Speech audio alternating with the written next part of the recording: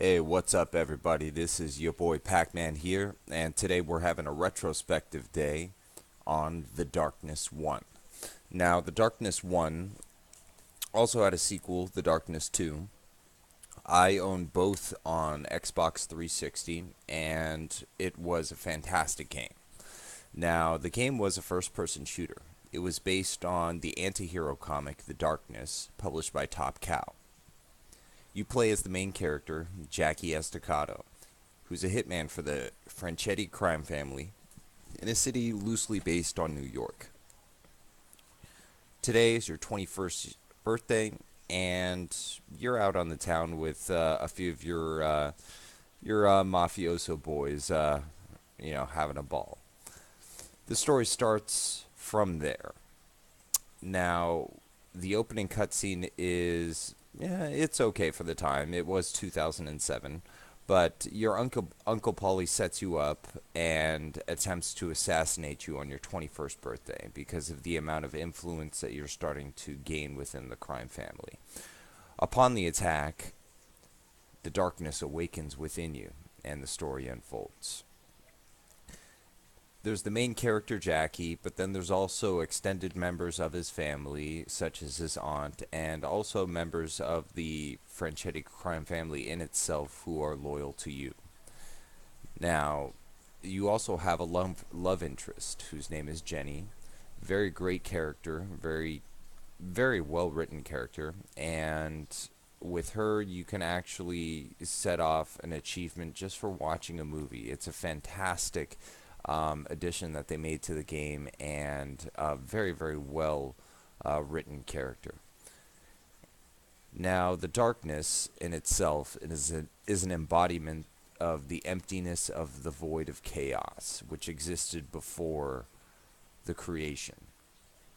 When God's light came in and created pretty much creation, the universe, he also created the embodiment of this light, which was the Angelus. Which, if you were to really think about it, it's more of like a yin and yang. The Angelus is the light side, the darkness is, of course, the dark. As the cosmos was created, then the now usurped darkness resented God and creation and wanted revenge.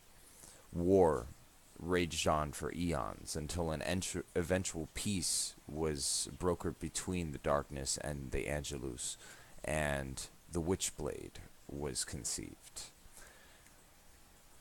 Now, the way the darkness kind of works is he passes from the male hosts in a bloodline from father to son. On your 21st birthday, the darkness awakens. It's usually a violent person, and people who usually have the darkness attached to them are usually dictators, criminals, people of that nature. Sustained use of the darkness speeds up the consumption of the host by the darkness in itself. It was a fantastic game and really is a worthwhile play if you ever had a chance to play it. Now, pros of the game.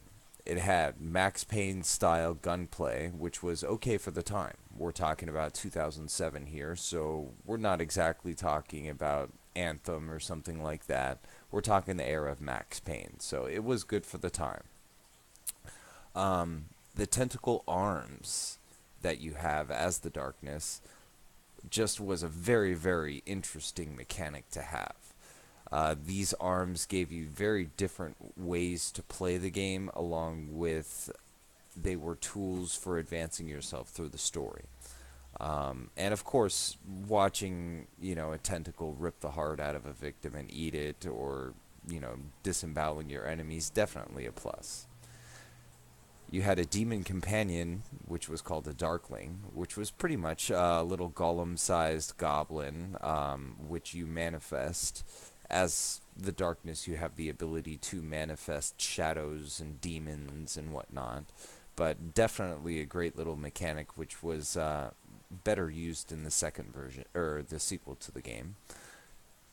The game was very story driven, and it had very good character development. one of the main reasons why I enjoy this game in the first place. It has a fantastic story beginning to end, and it plays out like a comic book. It is fantastic. Love it. There's tons of action and gore, so if that's something that you're interested in, you'll definitely want to pick up this thing. And for the time in 2007, it did have an interesting level design where it had very large maps which were almost open world but kind of more zoned, and it was just interesting. They were a bit empty, but the mechanics of the game allowed you to creep through the areas in the darkness so you could utilize your powers to the fullest. Cons of the game: it had atrociously bad multiplayer for the time. Even in 2007, there were games out that did have competent multiplayer options available. This game had probably the worst multiplayer I've ever played in a game. So that's definitely one big negative on there.